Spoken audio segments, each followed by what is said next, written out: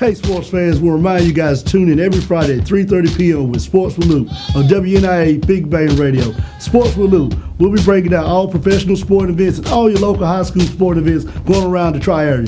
Don't forget, tune in every Friday, 3:30 p.m. And if we go into overtime, everybody's a winner with Sports with Lou. 3:30 p.m. WNIA Big Bang Radio. Ready, set, hey!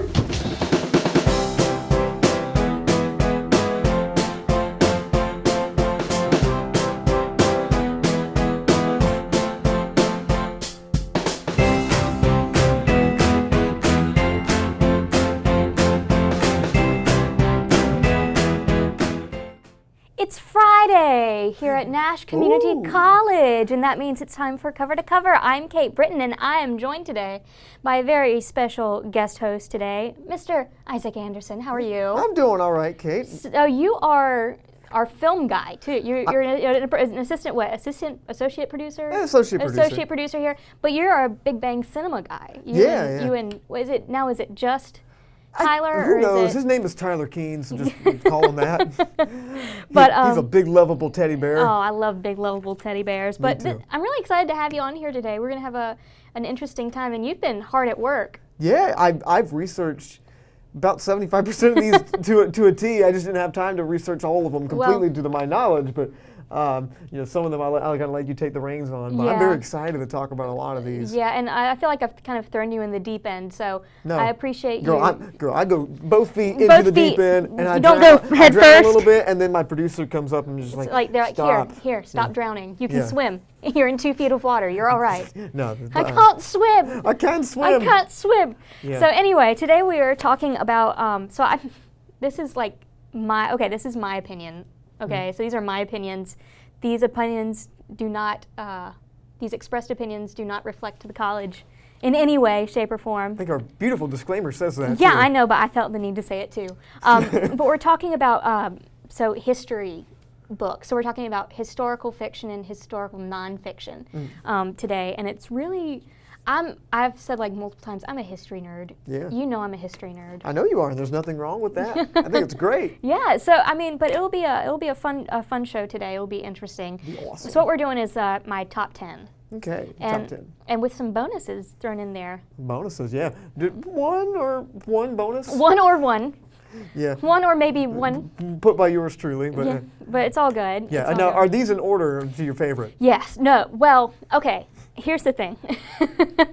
Not in order of my favorite. It's just, I think, because my favorites are kind of all over the place with this list, but it's a mixture of kind of what I think is significant and what I think people will enjoy and kind of.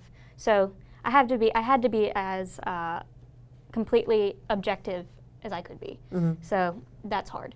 But Okay. but we might as well just go ahead and literally get the show on the road. Oh, let's go get the show on the road. Get the show on the road. So we're going to talk about our first. Okay, so number 10. Number 10. This is number 10 on your list. Number 10 on my list is this. It's a newer book. It came out this fall. It's called Irina's Children by Talar J. Mazzeo. And this is has been described as she's been described as the female Schindler. So she was a social worker. Her name was Irina Sendler.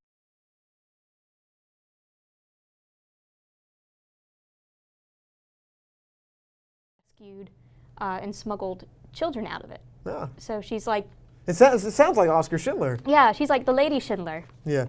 Yeah, and we were talking before the show just kind of about this book, because I did a little bit of a digging on this myself, and it's really interesting the way she did it. I mean, she kind of she smuggled them out, she let her family and kind of friends kind of keep these kids smuggled in there. She did this for a long time. And what she did, minor spoilers for the book, I don't know. It's history. Yeah, so it's history. It's history. If you don't know the so- story by now, you're probably not going to want to know Yeah, it's it. history. But she basically put them under different names, and trying to hide them. And what they did was they put the names of the actual, the children's actual names in these bottles, on these papers in these glass bottles. Nazis found them. I think 90% of the kids got murdered. Yeah. So it's kind of like if Schindler missed. Schindler's missed. Yeah. And it's like Schindler's List meets Message in a Bottle gone very wrong. Yep. But it's Not that cool police song, but the message in a bottle. But it's one of those books. It was named New York Post Best Book of 2016. It came out this past fall. I think it could make a great film. It could. I think it could make a really great film. I remember I saw something on, I think it was CBS Sunday Morning, about Irina Sendler, and what we don't realize is that there were a lot of people who did similar things during the war. Yeah. At the beginning, well, not at the beginnings of World War II, but during World War II, as far as, whether it was hiding people or smuggling them out of places or, taking care of them. So this is a really great reminder. Reminder. It's a little reminder. It's a little reminder about that. And yeah, thanks. Yeah. You're making fun of me. I appreciate it. It's it. okay. We say things wrong on my show all the time. It so happens. It's okay. Well, that's good to know. It's okay. I never say things wrong. Ever. Yeah, she's a woman, so she's never wrong. Okay, you can leave now. Okay. Okay, but it's interesting because it really does show the personal risk she was really willing to put herself at, and put herself in harm's way to help these people because it was a great risk to her. Yeah, and it was. I mean, like what she did was just amazing. And granted, she wasn't as successful as she might have wanted to be. Yeah. But I mean, that makes things like that compelling. The fact that she got anyone out. Yeah, the fact that she even got one out, and specifically, she got like thousands of kids out, I think, like something ridiculous like that. And even though like it didn't work out, maybe how like it needed to happen. I mean, it makes for a compelling story, and it's a sad story, but I mean, it's very engaging. It's very well written, so check it out. And you hear about the Warsaw Ghetto. That's like the big. That's about the big one. That's the big one that you hear about. So to hear something like this going on, something like that scale is kind of incredible. So Irina's Children by Talar J. Mazzeo. So it's nice. And actually the cover of the book looks a lot like Schindler's List. Schindler's like List, the girl in the red girl coat. in red. Yeah, the girl in the red coat. So it looks a lot like that.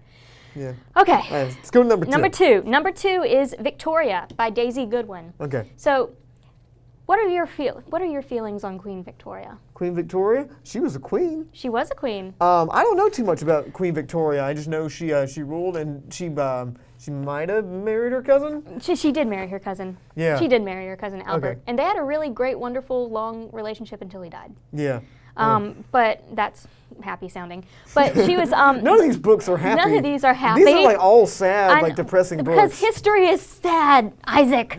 Not all of Not history. all history is sad. There are some happy endings for some of them. Like the guy that created the microwave. I mean, I'm pretty sure he got cancer, but I mean, I think he he can melt chocolate. I know, and he assisted me so much in my cooking skills by inventing the microwave. Even though you're like a chef and you know how to do things, I'm like, microwave. Yeah, microwave. We let Pop Chef it in Mike there do it. high for 7 minutes and it'll explode. Yeah. But so Victoria.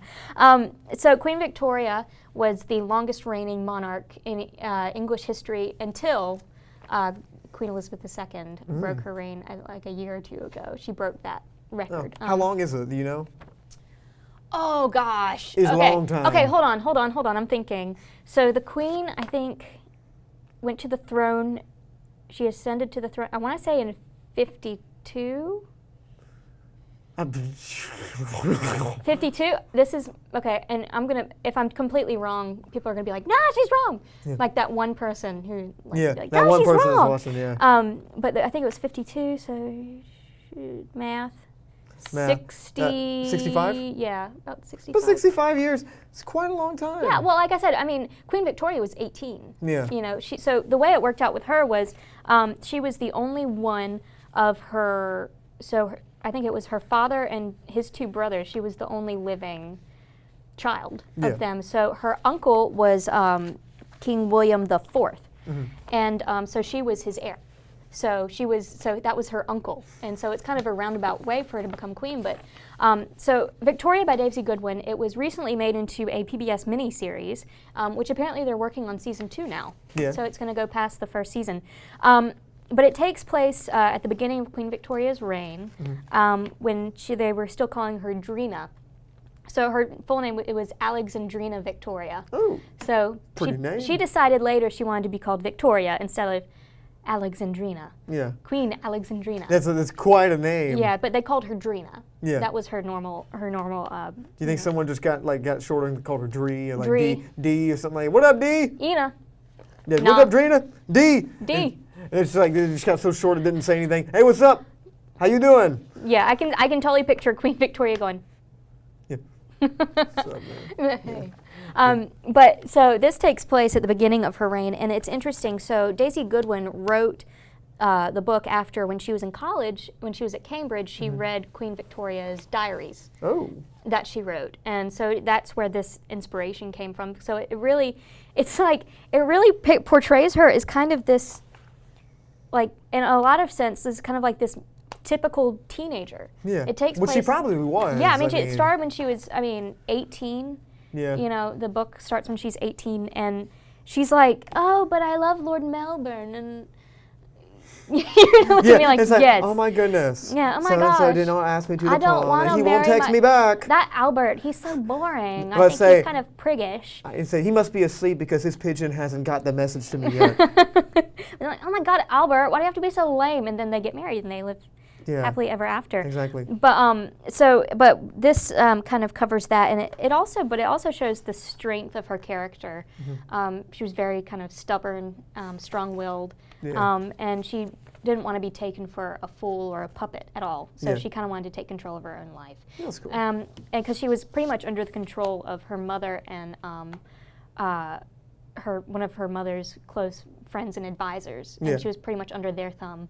Her Oh. whole life up till then, she had to hold someone's hand when she walked down the stairs Oh, because they didn't want her to fall down the stairs, and she wasn't allowed to Sounds read like some certain books. overprotective and parents It was then. very overprotective. Her mother slept in the same room as her. Oh, wow. Until she became queen, and she's like, "Yeah, that's not happening Yeah, but anymore. it's not I'm cool. queen now." She said that she was queen, and she has the queen's guard, the household cavalry to protect her. Is what she tells her mother.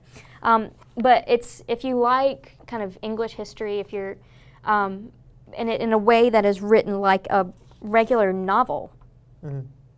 you pretty know, cool. it's a good one to take a look at because it takes that history and it puts it in a perspective that I think a lot of even young people can relate to. Yeah, that's good. So yeah. So, number 3. I'm not Number familiar 3. with this one. Okay, so. The Pillars of the Earth by Ken Follett. Now, he's written a number of very popular books. He wrote Fall of Giants. Yeah. There's a prequel to I can't remember if it came out first or not, but it was called World Without End. So The Pillars of the Earth is about the so Ken Follett, first of all, he was known as a thriller writer. Yeah. So this was a real change for him. But it's about a story of Philip, who's the prior of Kingsbridge. He's a monk, and they're building the greatest Gothic cathedral the world's ever known. And so it's all about the building of these cathedrals. And you don't think about when you go see when you're like, hey, look, there's a cathedral. Yeah. You don't think like of how long it took when it was built. You know, for it to be built. You know, Yeah. how many, I mean, it could take, 100 years for something like that to Oh, be yeah. built and everything that goes into it. The architect, his name is Tom. They call him Tom the Builder. It's just, it's about ambition and anarchy and absolute power and this kind of medieval kind of 12th century England. Yeah. So, but it's drama and it's this historical how they built these great cathedrals, and that you can kind of see on the cover. It looks like Yeah, kind of that blueprint of it almost. Yeah, exactly. That's cool. And it was actually a Starz, I think it was Starz miniseries. Eddie Redmayne was in it, but that was a number of years ago. And then World Without End came out sometime after that with Cynthia Nixon, I believe. Oh, that's cool. But Pillars of the Earth, it's a long book. It's very in depth. How long is it? You know?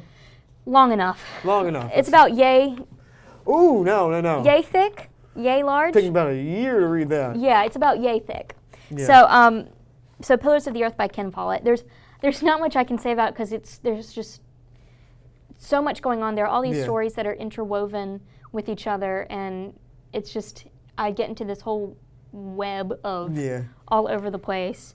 So Pillars of the Earth by Ken Follett. That's my number 8. That's number 8. Okay, number 7.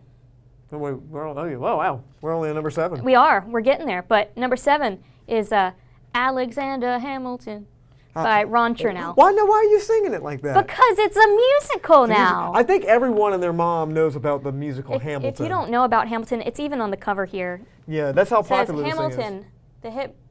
I can't read that. It says general. Yep, yes. So, but Hamilton.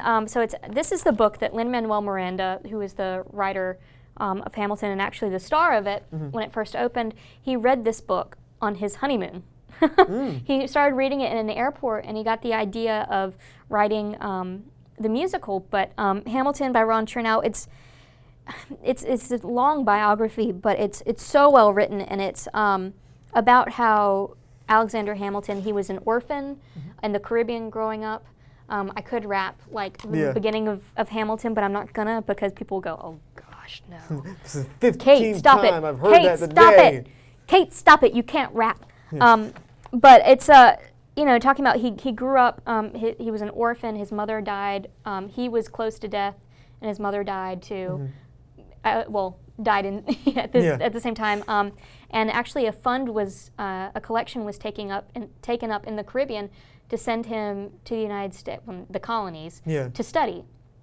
And he was this, Alexander Hamilton. He was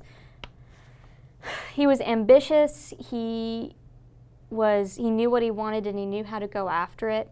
And you look at it and you're like, gosh, he was kind of a butt. But he was kind of one of the original patriots too. He fought during the Revolutionary War. He was the secretary, essentially, to George Washington. And he was, a whole generation younger than Washington and Jefferson and all those people. Yeah. But he's one of our forefathers. And then, you have the fact that he was killed in a duel with Aaron Burr. Yeah. That's what most people know about him. Yeah, but also a lot of things, like the reason this book is so kind of important in history is because a lot of his history has kind of been slandered. Just kind of like they make this guy look like a D-bag, basically. Like Thomas Jefferson, John Adams, James Monroe. Like they all were not fans of him they at all. They all hated this guy. He was this they kind of saw him as this like obnoxious upstart. Yeah, and they say he was terrible, and he was the first, like you said, first Secretary of Treasury, I believe. I mean, he had a lot of amazing things. He had a huge impact on America, and a lot of his history kind of got lost throughout the years, and that's about as accurate as you can get. The musical is probably not as accurate as like what actually happened. I don't think they were rapping. Yeah, but it's a pretty intense. I mean, a pretty intense story, but yeah. But what was I going to say? I lost my train of thought. I got so distracted because it looks so cool, and everybody's in colonial garb on that picture. It really does. There's Lin-Manuel Miranda in the front playing Alex. Nope, there he is dancing. And they're the Schuyler sisters. Yeah. So we've got Angelica, Eliza, and Peggy. They're the Schuyler sisters. That's Angelica, that's Eliza, and that's Peggy. Oh, you know this musical to a T. I'm not gonna sing it, okay? Gosh, don't make me sing. I ain't gonna make you sing. Don't make me sing. I ain't gonna make you sing. Don't make me sing. So, but it's probably one of the best biographies that's been written, in recent times. Yeah. So, Alexander Hamilton by Ron Chernow. All right. All right, number 5, and this one is one I'm really excited to talk about a bit. But I believe we have it right here. We do. It's Dead Wake by Eric Larson. He's like, I love this. It's really good, yeah. Yeah. So I could do a whole show on Eric Larson. His whole thing is like historical nonfiction. And he writes it in a way that is captivating. I mean, it just sucks you right into it. So Dead Wake is about the last crossing of the Lusitania, so the second most famous shipwreck in history, second to the Titanic. Yeah, if you pull up a picture of the ship sinking, it looks a lot like the Titanic. Yeah, and it was only 3 years afterwards. Yeah, that one right there. Yeah, that's almost not the identical. Titanic. That's almost identical not to the Titanic. I'm trying to remember. I can't remember if it was Cunard or if it was White Star Line. I don't know, but if it was White Star Line, White Star Line had a bad run of things. They were the ones who had the Titanic. My goodness. So I can't remember which one it was, but either way, it was only 3 years after the Titanic sank. Yeah. So it was still very fresh in people's minds. Did the Titanic have the 4 cylinders like that? I think they had the 4 smokestacks. Yeah. Yeah. Because I remember reading in this book somewhere, it's like this was the first ship to ever have like 4 cylinders. And one of them, I think I remember one of them was just for show.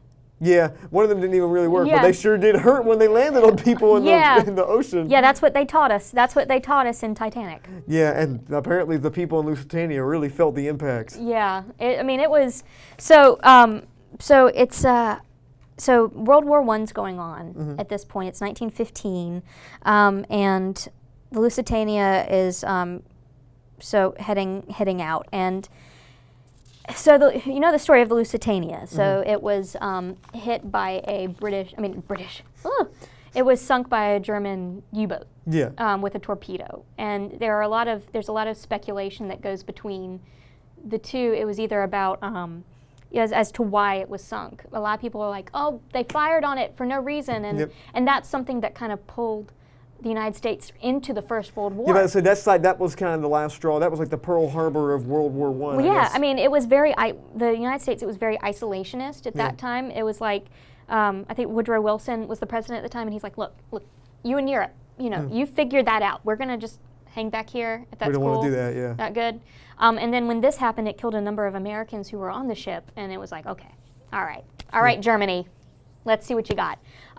And the other thing that's interesting about this is it's kind of asserts the idea that Winston Churchill knew that, now in this book it says that there was ammunition on the ship, and that Winston Churchill knew, and that he used the sinking of the Lusitania as a way to pull the United States into the war to help. And that very well might have been true. Yeah, I mean, look, Winston Churchill, he was a genius. I mean, he was brilliant, and you never know. You never know. Not It's kind to of a scummy slander. thing to do, to kill some of your civilians. To do Just that. to get the, Just to get the Americans to win the war for you. yeah, Ugh. America. No, I mean, the thing I love about Eric Larson, like you said, he's a fantastic writer, and I'm a big, as you know, I'm a film guy. I love Yeah. I love my screenplays. This thing's written like a screenplay. The way it details the characters, the way it details drama.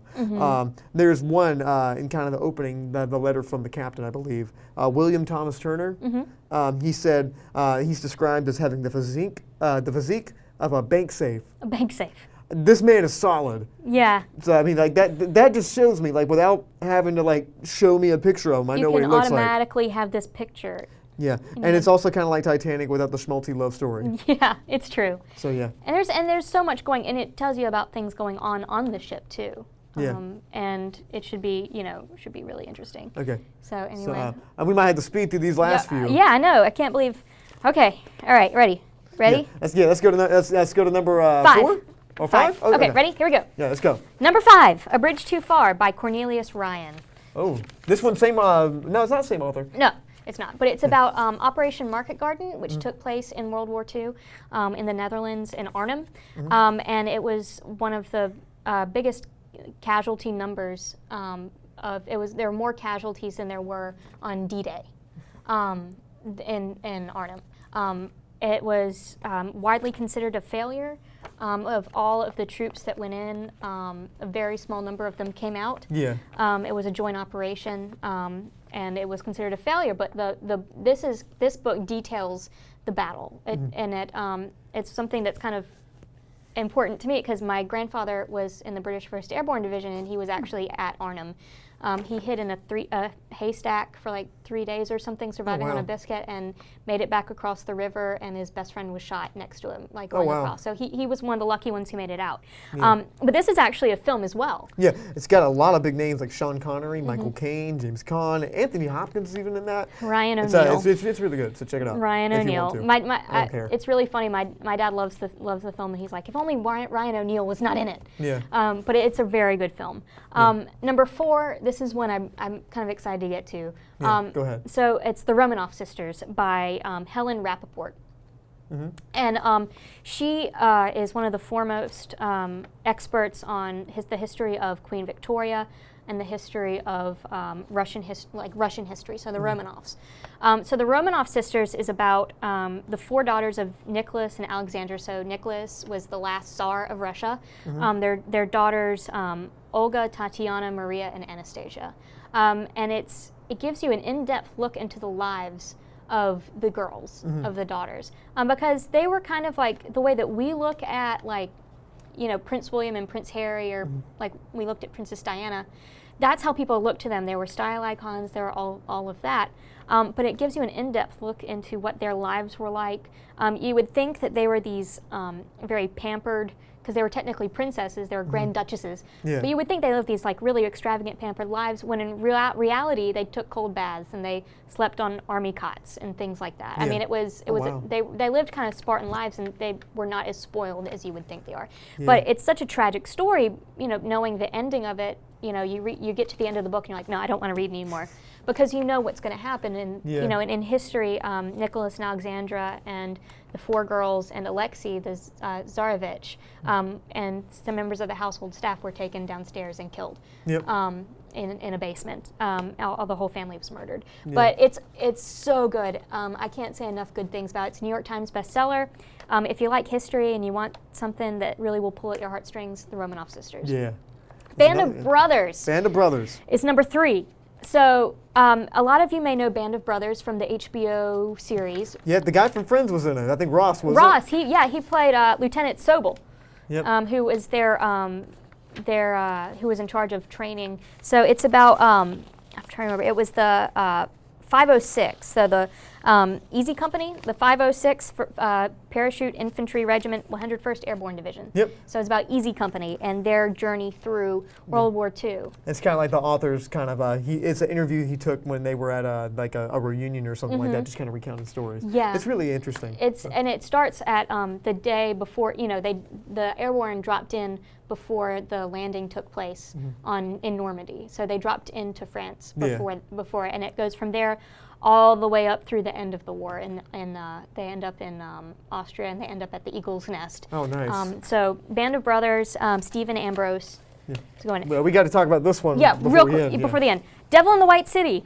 We're going to try to speed through this. What can't we say about Devil in the White City? This movie's it's turning into a movie. Yeah, I'm about to say so, Scorsese. Yeah, Scorsese's going to be it. I believe Leo's going to play H.H. Holmes. H.H. Holmes. So it's about the first real mass murder in American history. And this man, it takes place during the Chicago World's Fair.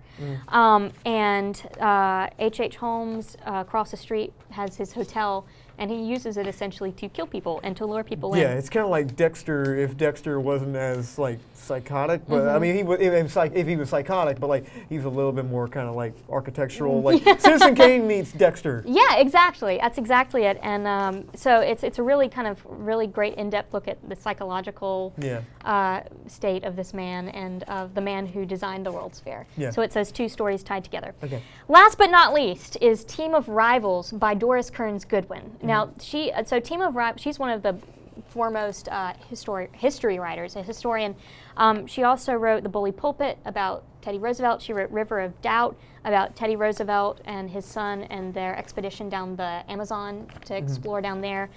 She has a number of other books, but Team of Rivals, to me, is the best because I love Doris Kearns Goodwin's writing. But Team of Rivals was actually made into Lincoln.